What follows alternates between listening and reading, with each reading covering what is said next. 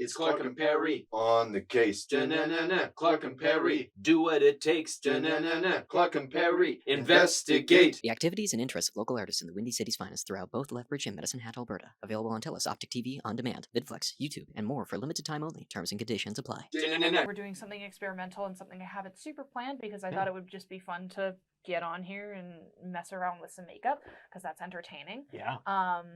Lots of brushes. So I have a different variety here. I have actual like paint brushes. So this is going to hold on to the water-based paint really great. And it's like, it's almost half a paintbrush, half a makeup brush. These are soft bristled makeup brushes. So these would actually be used for like blush and stuff like that. I have eyebrow and under eye brushes. I have actual like eye makeup brushes. I have paint brushes, like actual paint brushes you would use for painting, watercolor or otherwise, because they work really well for doing detailing because they're a little bit of a stiffer bristle, so you can do detailing better. Yeah, this might be a dumb question, but like the difference between a paintbrush and a makeup brush. Yeah, so soft bristles and synthetic. So there's a couple different differences, but the biggest difference between a paintbrush and a makeup brush is soft versus harder bristles. Okay. Or stiffer bristles. And that just allows you to create harsher lines versus softer, all that? Yes. Okay. And nice. also you load the brush differently. So with a lot of makeup brushes, you're going to load the brush and then it's going to deposit not as much pigment as you loaded the brush with, versus a paintbrush, which might actually, depending on the brush you're using, whether it's high quality or low quality, deposit all of the pigment, and you'll have to go in several times to get the kind of look you want. Okay, sweet. All right, I'm super excited, and most of all, we got some snacks to the side. We as well, do. too. We also, because I like using this technique, we have a toothbrush. This is one of my favorite makeup tools. It should be in everybody's makeup kit. Just a regular toothbrush, any sort of like hard bristle brush, because it can be good for stippling. It can also be good for like spraying makeup if you want like a speckled pattern or a freckle pattern. I think I had the opportunity to play around with the toothbrush as a tool during one of our recent episodes with Melissa Fry. So if you haven't catched that episode already, check it out, because toothbrushes seem to be quite useful when it comes to artistry. Okay, perfect. Well, it looks like we got all the tools and the snacks in front of us and ready to go. Let's dive into it. Okay. Do you need to do anything specific, or? Not really. I do need you. You don't need to be stone-faced. Okay. Because it's water-based. You're not gonna like crack anything. Okay. And I'll go over it several times with different detailing. I will tell you when I need you to either close your eyes, not move your mouth, etc., etc. I'm going to lay down a completely white base to start with so that I can layer on top of it. And then after that, you should be basically good to talk and do whatever you need the whole time. Okay, but yeah, sweet. So we're going to start with that. Water-based paints are obviously activated by water. Ah, wow. Who would have thought? Yeah. So I just have a little bottle of water here. That's all this is. You can pick up bottles like this from basically anywhere. They're great. Super useful. I need to make sure this is not locked. Oh, success. Excellent. So just spray water on your makeup and go is pretty much the technique I use for water-based. Just like that. Yeah. And so it activates it. And now we have paint on the brush. Okay.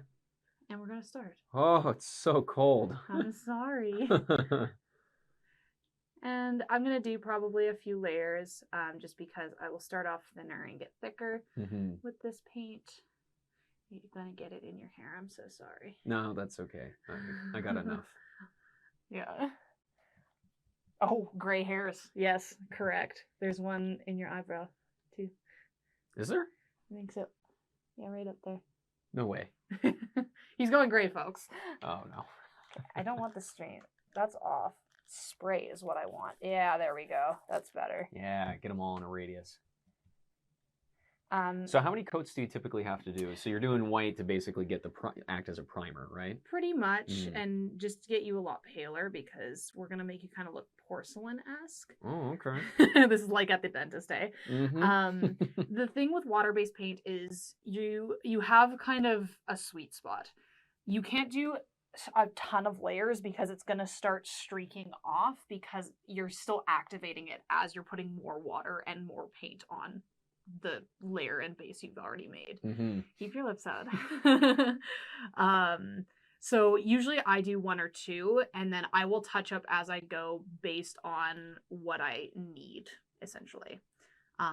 Whether that is highlight or shading. And again, we're just getting you paler. But once this is done, we're going to shade it out. And we're going to use, I like to use actual beauty makeup for shading. Rather than trying to blend these paints, because it can be difficult if you're not using multiple mediums. We can also use cream paint, which is something I'll probably do for bigger highlights and shadows, so like cheekbones and stuff like that. Yeah. But for the most part, I try to stick to water-based makeup as the base, and then layer on other mediums from there, because that has been what has worked best for me. Okay, nice.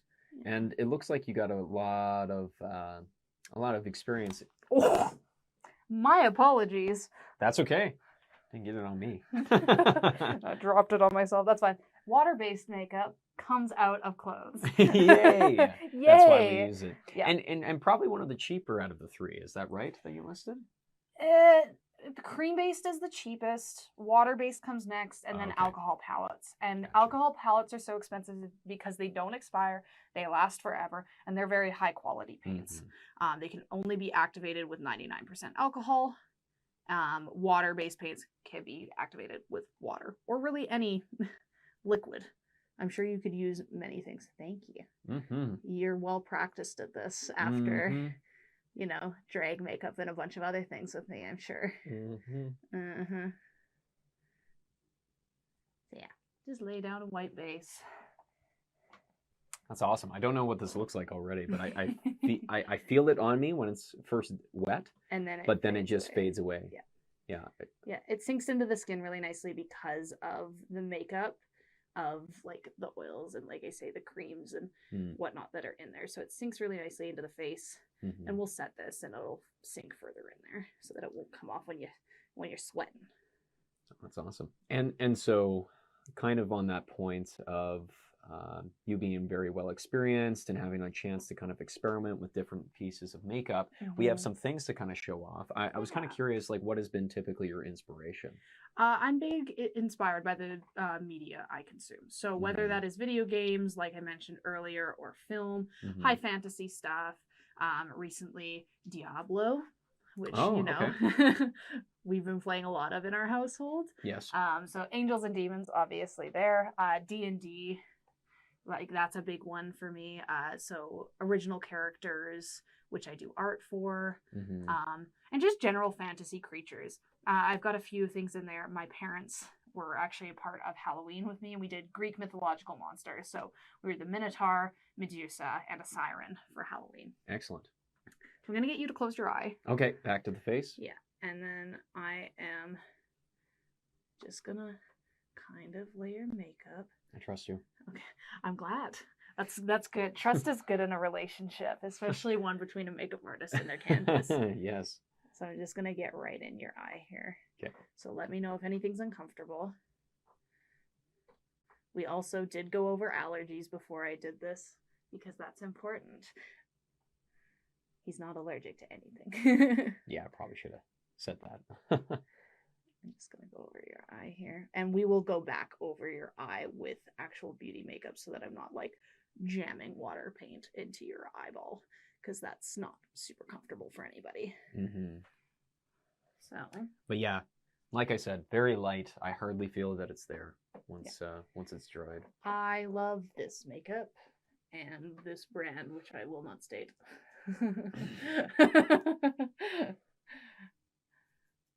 Thank you. You're welcome. No, you're right though. It smells very nice. Yeah, it's really nice. Yeah. No, I'm that's gonna really let that dry for half a second, Okay. just so we can put an extra. Well, let's talk about one of these Sure. one of these inspiration pieces as well too. So right here, I think we have you're doing what looks like to be more of a water base, like under the ocean, so that's Little Mermaid fantasy, and I love it. So what can you say or comments kind of on that? This piece was actually directly inspired by Monet's lilies. Okay. Monet's lilies are very very well known, very famous series of oil paintings, which are massive, massive panels, like 40-foot long panels of these beautiful lilies and various water patterns, basically. Right. And so I took one of my favorite panels and I said, I'm going to put that on my face for my final project in stage makeup. And so I did that, and it took me 6 hours. Oh my goodness. The reason it took me 6 hours was because I looked into the technique Monet used, and he uses a single stroke painting method. So each line and each little detail in that makeup is a single brush stroke with no blending. So I had a lot of makeup on my face Wow. because I could not use a base. I did not color myself a base with the exception of my chest. And every single one of those lines is a very thick, custom mixed cream-based paint. Wow. So that's why it took me so long. Would you do it again? Yes, absolutely. It was very fun. Absolutely. Oh, I think the outcome was really cool. Yeah. I think it's so much fun to talk about the piece because people are like, why would you sit for 6 hours and do this to yourself? Because it's fun and because it tells a story and because I got to recreate something I'm really inspired by in my own way. Mm-hmm. You know? That's lovely. I have a quick question. Yeah. Hopefully folks can hear me. But I noticed your hair is also colored. Yes. And I just was wondering if you could touch on that. So during Halloween time, or when I go to a hobby shop, I am on the constant lookout for either colored hairspray or colored hair chalk. That's what I've used here. I don't like putting makeup in my hair that is not meant for hair because usually it's bad for your hair. It's bad beauty practice. So what I have in my hair there is colored hairspray. And basically I just shoved teal, green, and blue into my hair and called it a day. And I kind of slicked it back to make it look like I kind of dunked my head under the water or maybe in a painting. So yeah, that's what I had done there. I also took a yarn, as you can see, kind of on the sides of the face and the neck there. And I actually glued it to myself with eyelash glue, which I have here today to also do. You get it nice and smooth. So what I'm doing now is I'm doing more of a diluted pass. So the makeup itself is thinner. I put more water on it so that it can lay over top of that thicker base that's already sunk into your skin. Okay. So it's kind of like a wash. If Yeah. you've ever done pottery or painting, this would be like your secondary wash if you were putting a base down. Right. Just excellent. Excellent. Any questions about a wash? Well, no, not about the wash. What's with the snacks? What do you mean? What? Yeah, the snacks. The snacks. They're a great touch. I really like bringing snacks into jobs that I do. Right. As an artist, I think that feeding people is a fun, like, welcome into the space.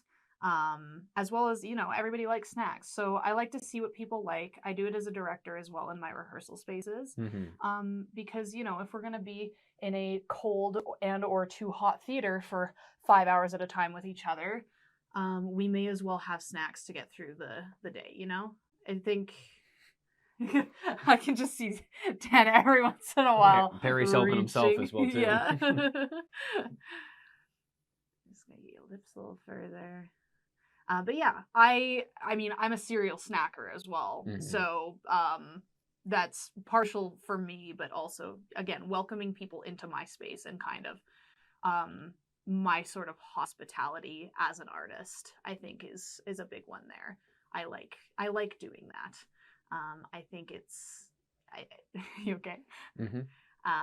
I think it's a method of being like, this is the sort of person I am. I mentioned that earlier, is like, this seems like a small thing that I love sugar and I like pop and stuff, but that is like a part of my artistic practice is never going hungry, essentially, or being able to welcome people into the space through my own loves of a thing, I suppose, bringing my passion into the space through food or through a snack that I really like. Little eyebrows. I'm just going to get in the corner of your eye to Okay, keep it thank closed. you. Just to warn you. really gonna like mash some paint into your eyebrow. You'll be taking this out for a couple days. It doesn't matter what sort of method you use to take off water-based paint, you will find it everywhere. It's part of the fun of it. It's like the reminder, a ghost of Christmas past, if you will, of the makeup that you have done and since taken off. Can you turn and face me straight on? Thank you. Sorry, camera. I promise this will not be forever. I just need to make sure I have like a sort of half line of your face. Keep your eye open and look up. Thank you. Now, should we do the ear? I don't want to force you to put makeup into your ear. We'll avoid that. All right, we're avoiding it. Perfect. Lovely. All right. So we've got a white base down. Again, I'm going to let this sink into the skin. If you wanted to ask any more questions, we'll probably go back in and touch up with it. But for now, I'm just going to let it lie the way that it is. So are we going to, do we have to do a third wash? Again, I don't see what it looks like on my face right now, but... So white can be tough. You obviously have a little bit of patchiness around the cheek, but I'm also going to go in with other makeup to cover patchiness and to shade. Water-based makeup is a base, and that is what I use it for. I don't use it for detailing most of the time, and if I am using it for detailing, I'm using it very, very carefully, because if I go back in over 2 layers of this now with more water, it's going to start streaking really bad, and it's not going to start laying into the skin. It's going to start ripping it off. I almost felt that when you were going over this the second wash. I was very so careful. I could definitely see it becoming more of a chronic issue later. Yeah, exactly. Yeah. Okay. So I'm going to set this. Okay. I have 2 questions actually, just regarding like the brush strokes and being gentle. Like, how much force are you applying?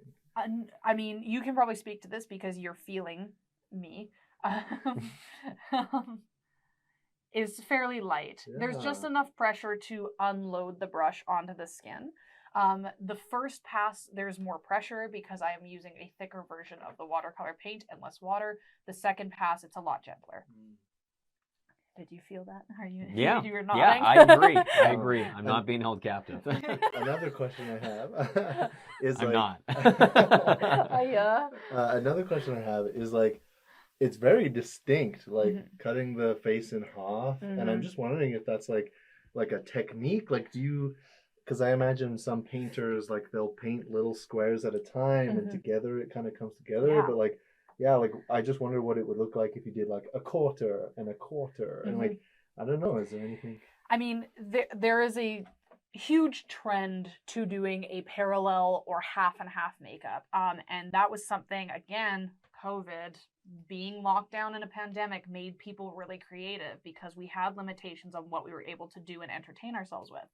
So something that happened on TikTok specifically and Instagram was people were doing a lot of half and half makeup. So they were doing things to the little song from a Christmas movie where it's like, I'm Mr. Icicle, I'm Mr. Snow, and then there's the heat miser and the snow miser. And so they'll have one half of their face be like orange and yellows and very like hot.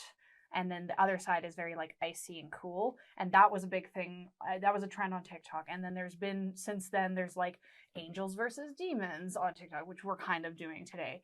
Or like a dragon and like a glamorous makeup for like a dragon and a princess. Like, so this is a fairly like inherent trend that's in the makeup community.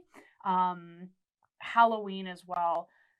There's a lot of illusion makeup where it's like they'll either move their face over, they'll use half of their face to make it seem like their face is like sloughing off on the one side. So yeah, this is a fairly common technique, I would say. And then also painting masks on half or a quarter of the face. I think Phantom of the Opera kind of, when I look at this, is like the half mask. Yeah. It's very striking when you are a profile, like facing sideways, Brent, like directly towards Jordyn, and then if you turn directly towards the camera, it's like, very striking. Cut in half, yeah. I can't wait to see it in post. Yeah. Sweet. So I'm going to set this now that you're pretty much, you can actually feel, with the exception of your eyebrow, just because we loaded up your eyebrow pretty good, you're actually dry. Like, it won't come off unless you really rake your fingers down. You can feel it, though, if you'd like to. Wow. Dry. Doesn't even feel like it's there. Yeah. All right. Where do my... Oh. Except in the eyebrow, I could definitely... Yeah. It's in your follicles. It's okay. I can make this work. So, this... So, powder on water-based makeup. You don't want How to... does it work? You don't want to stroke because you're going to rip off the makeup if you're not careful. What you want to do is really like pat it in to the face so that it really sinks in and sticks to what the base is that you have put down. So I'm just going to go around and dap you up if it were, you know. This is going to probably feel a little cakier than it was before because I am using quite a bit of powder here. And this is just a translucent powder. This is just plain white that appears as nothing when you actually put it on the face or on the base of the makeup. So you can use this for beauty makeup. This particular brand is for SFX and theater, but we're not going to mention the brand, I promise. I saw the look of fear. But you can use any translucent powder to do this. I have 3 or 4. Oh, I'm sorry. No, that's okay. I have 3 or 4 different powders that I use that range from translucent to colored to semi-colored. So, you know, whatever you got in your kit, but just make sure you're setting your bases. Baking your cake, if you will. Bake the face. Ah, that was my elbow. All right. You're very white. Very white. Very white. You were already white, but now Look you're like a very vampire. white. Vampire. Anyways. All right. So I'm going to start giving you some shape. Okay, sweet. This is going to be like more drawing on the eyes. This is going to be more giving you shape up in the forehead, near the eye, on the nose, and in the cheek and jaw. So Okay. I'm going to shade you now, basically. Okay. So we're gonna bring out this little palette here. And I'm gonna use gray for the most part, just to keep it a little lighter at first. Okay. And are these also watercolor? These are not. These are beauty makeups. Oh, okay. So these can go on the eyes. I've got blushes here. These are highlights here. These are eyeshadows. But you can use eyeshadow to shade the face because that's a thing that is applicable to what we're doing. Okay. So I'm going to use this color here, which is called Studs. It's a kind of grayish color, and I'm going to go in and start shading your cheek and the edges of your face. Okay. Just going to go in. And I'm just going to draw on the line just under your cheek, kind of down towards, yeah, nice little purse of the lips there by Clark. Wow, so pretty. Mm-hmm. And we're just going to go in and really define the face, because when I think angel, I think both defined structure and no structure at all. And turn and face me.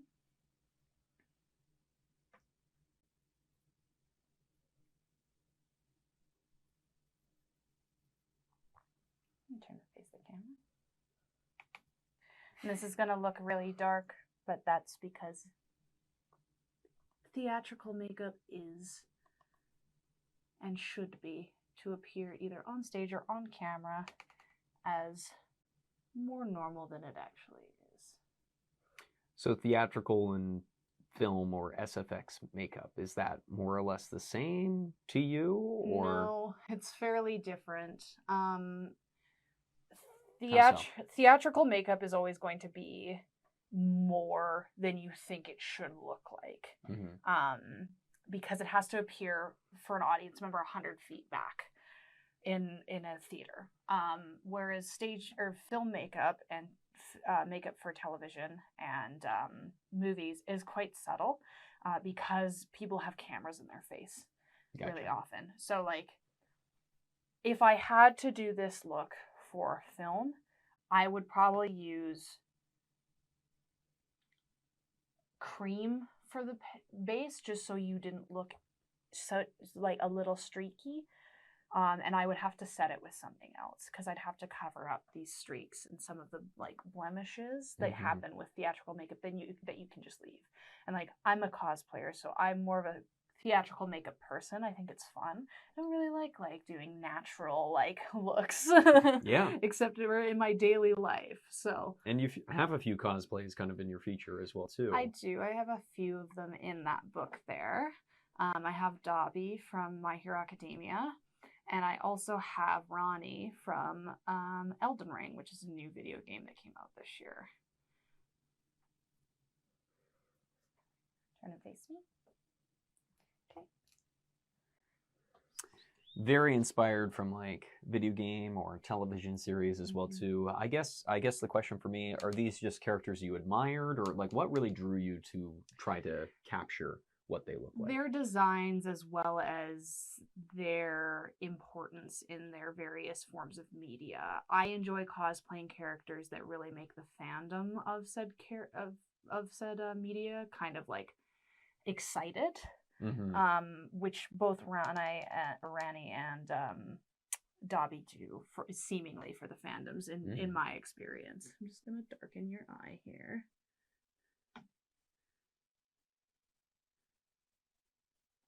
And also, like I say, their designs are just cool. Painting myself blue for Rani really, inspired me. I do like blue, as I've said.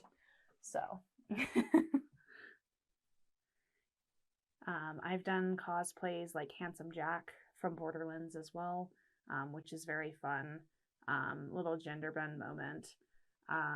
But also because I like doing pop art and like kind of sketchy line stuff, because again, that's art to me is that sort of sketchy stuff. All right, I'm gonna go in with a really light color all around your eyes so that I can cover up more of the skin tone that I've left behind.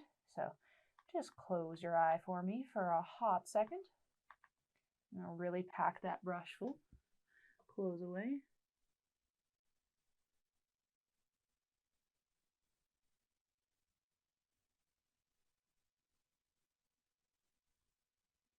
Usually I have music while I'm doing this.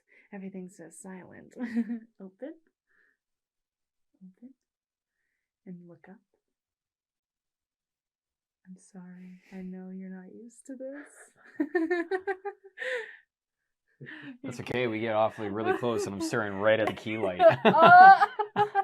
So I'm blinded and getting poked in the eye. Oh, no. Any strategies? I kind of went with the open mouth, looking up, and everything. That's as pretty well much too. it. That's all you can Yeah. do. Okay. That's all you can do, and I'm gonna have to go back in there with white liner because I still couldn't get it because you were flinching so much. Fair enough. Oh no. I gotta get the white. I'm gonna do the white liner after. Okay. I'm gonna do it later. Got a little too excited. Yeah. So, what do I want to do? So many things. I am going to go in with that same color porcelain, and I'm gonna go over some of your cheek and highlight areas. Okay. And then I'll probably go back over those areas with that color Believe, which is kind of like a shimmery color. It's a little highlight moment. I'm just going to pack that on there. This is just going to, again, remove some of the streakiness and kind of give you a little color back to your face. So you're not stark white. Because nobody likes being quite that pale. You know, maybe a vampire, but... And then we're going to do gold eyebrows for you. Ooh, I'm excited for the gold. Mm-hmm. Very fun. And I'm going to make you more eyes. Good. You're going to have so many eyes. Eyes everywhere. Eyes everywhere. The back of my head and everything. It's Clark and Perry on the case. Da-na-na-na. Clark and Perry do what it takes. Da-na-na-na. Clark and Perry investigate. The activities and interests of local artists in the Windy City's finest throughout both Lethbridge and Medicine Hat, Alberta. Available on TELUS, Optic TV, On Demand, VidFlex, YouTube, and more for limited time only. Terms and conditions apply. Da-na-na-na.